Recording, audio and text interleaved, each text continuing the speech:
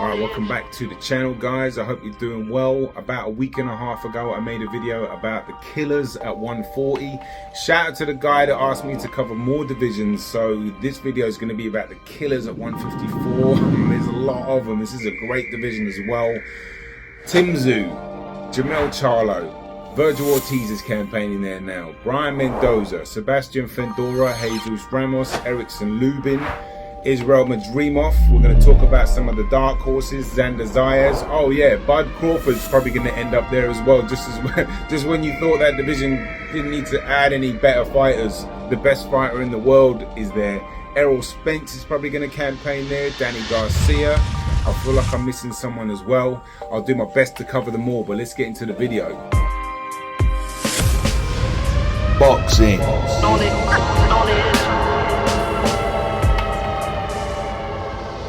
Okay, as always, thank you very much to all the subscribers locked in. Peace and love to you.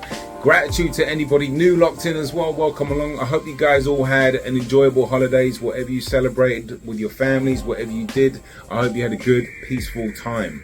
Now, let's talk about this fight, because this division, because this year of boxing has been so good, but when you stack up all the fighters and the potential fights we have for next year, it could be even better, really, when you break it down. And a lot of it could be down to the 154-pound division, and not to mention the 140-pound division, which I'll leave the link for that video up here. But let's start with the champs. Look, Soooo, obviously the WBO champ, he is getting better and better and better and better. And you know, we'll see if Jermell Charlo steps up to the plate to fight him. Maybe Charlo will move to 160. Soooo said he would follow him to 160. But those two for right now, they're in the division and they haven't left it as far as I know. And that's a good place to start. And they're willing to fight, at least Soooo is. Jermell Charlo's had some fights, don't get me wrong. But I'd love to see him actually fight Soooo as well.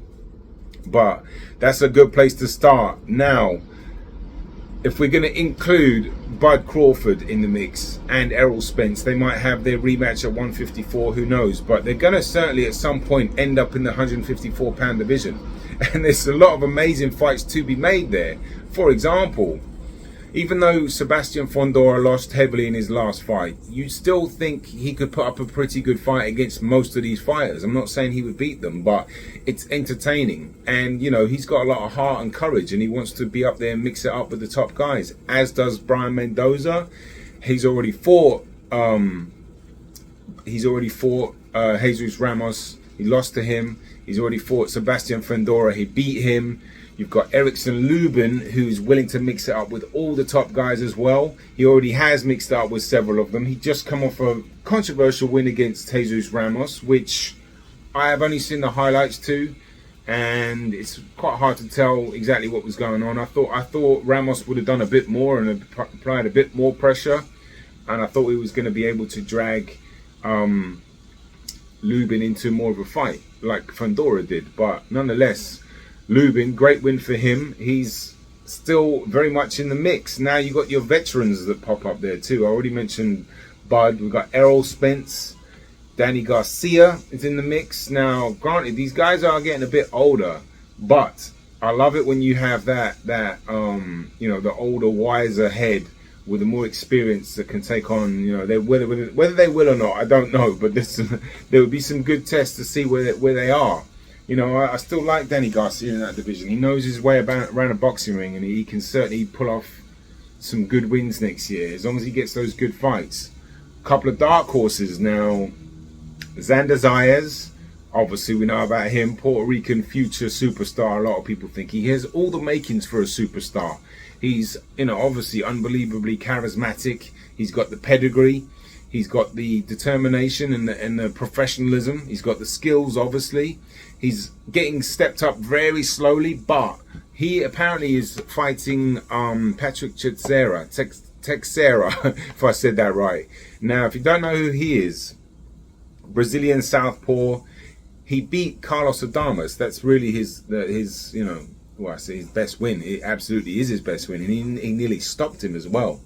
That was a few years ago. But look, he's more of a veteran now, but he brings an element of risk, or a big risk, because he can punch, and like I said, He's got some skills, and he's going to be a threat to Xander's eyes. So that'll be a good test, because we want to see what his chin's like, what his heart's like. You know, these are, you know, crucial variables we need to find out with fighters. It's always the litmus test, isn't it? It's like, what's the fighter's chin like? What's the heart like when they get tested? Because Xander's eyes has not been tested yet. Not really. I think he had a good fight with I forget the guy's name. I'll pull it up on the screen if I remember it. But look, he's going to be a problem for next year. He's going to get brought through, and he's going to be in a big fight next year, I think. When I say big fight, probably one of the top 10 guys, and he could probably get a big win to put himself in the picture. Now, Israel Madrimov, right? This guy is an interesting fighter. He's from Uzbekistan. He's with Matchroom, I think. But look, I made a documentary on Uzbek fighters and what makes them so good, because I think they're really good. They're very well schooled, and they get reared from a very young age, and they get drilled exceptionally well in different aspects of the sport, like, you know, with their footwork and their Olympic pedigree is a lot to do with this. I think too that it's part of the school system, boxing. So they've been boxing a very long time, and they're very, very, very you know, hard working in camp. So Israel Madrimov, who actually was a former gymnast, and you can tell because he does those somersaults in the ring after he wins. But, you know, it helps with his athleticism. He can switch hit. He's very aggressive. A lot of Uzbek fighters are, and they have a bit of that Eastern European style where they step in, step out, but they put a lot of front foot pressure while counterpunching. It's a very tough style to deal with, and he's going to be in the mix. I think he's going to definitely, hopefully he can get a fight under his belt with the top 10 pretty soon. I'm trying to think off the top of my head who else is in this division, because I feel like there's so many, you know, there's so many good fights to be had in this division. And if you think about with the addition of Bud Crawford, okay, I'm sure no one's going to really be rushing to fight him. But Errol Spence is a bit more interesting, because, you know, we really don't know exactly where he is now after taking that beating, and after, you know, all the you know, his car accidents and stuff, and just there's a lot of speculation about whether it was him or not. If you look at some of the footage between the Ugas fight and the Crawford fight, he was doing a lot of the same mistakes. Now, has his punch resistance gone from that? I don't know. I don't know if it seemed that I give more credit to Bud Crawford than to say Spence wasn't himself, to be honest with you. You know, he just came across an unbelievably perfect fighter. Bud Crawford he's a perfect fighter, and he fought the perfect fight, and he made it look easy. And we're witnessing greatness. Bud Crawford is a great fighter, and he's going to be an all-time great. And that's just the difference in that fight for me. But we'll see how Spence comes back. You know, I hope he does come back. I hope he does come back. He's been tight at the weight for quite a while. I know he's been making welterweight, but he's a big welterweight. He could definitely quite easily grow up into that 154 pound. I feel like I'm missing Virgil Ortiz. I mentioned him. He's fighting pretty soon. So a bit of a question mark around him, to be honest, just because of his health, really. You know, he's had that that condition. I don't know what it is. It's got a very long name to it. He's pulled out the Stanionis fight. Once one of the pullouts said he said it wasn't from that. It was just either overtraining or dehydration or something like that. But we don't really know where he is. But if he is to where he was pre-pulling out of fights, that is going to really set the cat amongst the pigeons, because he's one of the few fighters now still has a 100% KO record, and he's a problem, and he makes a fight of it. He's aggressive, and he can punch, and he likes to fight too. So can you imagine him in there with any of those? Him in there with Jesus Ramos, him in there with Fundora, him in there with Brian Mendoza.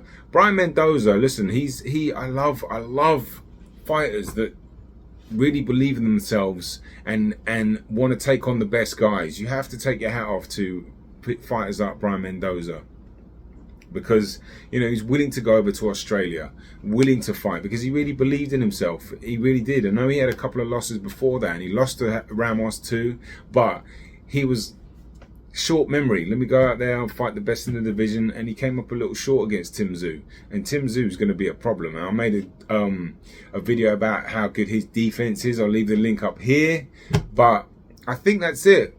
I feel like I might be missing one more, but let me know in the comments if there's somebody that you think should be on here, because in that 140-pound video that I made, obviously I'm going to forget a fighter. And people are like, oh, you didn't mention Barboza, you didn't mention... I'm like, yeah, I just do this off the cuff. I can't remember them all. So remember them for me. Hit the comments.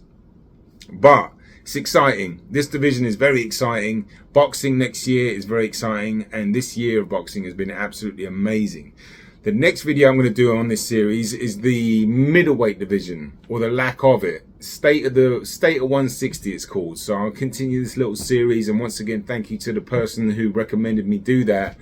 Anyway, that is it from me. I'll have one or two more videos out before the new year, so we'll end off the year nicely, and just want to say thanks and gratitude to anybody that's watched this far and all the subs. Much appreciated, right?